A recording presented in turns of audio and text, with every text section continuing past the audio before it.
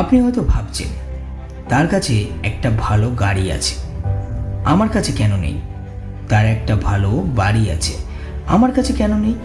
সে অনেক ভালো জব করছে, আমি কেন করতে পারছি না? তাহলে শুনুন, আপনি যদি এরকমই সবসময় অন্যদের নিয়ে ভাবতে থাকবেন, অন্যদের সফলতা নিয়ে ভাবতে থাকবেন, তাহলে আপনি কিছুই করতে পারবেন না। নিজেকে বদলান, অন্যদেরকে নিয়ে ভাবাটা বন্ধ করুন। কে কোথায় যাচ্ছে, কে কি পাচ্ছে, কার কি আছে, বিশ্বাস করুন এরকম চিন্তাভাবনা রাখলে আপনি কখনোই কোনো কিছু অর্জন করতে পারবেন না, ভেঙে পড়বেন প্রতিনিয়ত। তাই এইসব ভাবা বন্ধ করুন আর নিজেকে খুঁজুন। অন্যদেরকে নিয়ে ভাবলে পিছিয়ে পড়বেন, কিছুই হবে না আপনার। তাই নিজেকে নিয়ে ভাবুন, নিজে কি করবেন সেটা ভাবুন।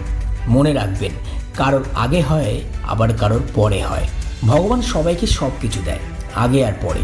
কেউ আগে পেয়েছে সব কিছু, আপনি না হয় পরে পাবেন। ধৈর্য ধরুন আর আপনার কোনো লক্ষ্য ঠিক করুন আর সেই লক্ষ্যে এগিয়ে যান। দেখবেন একদিন ঠিক আপনিও সেই মানুষগুলোর মতো সব পাবেন।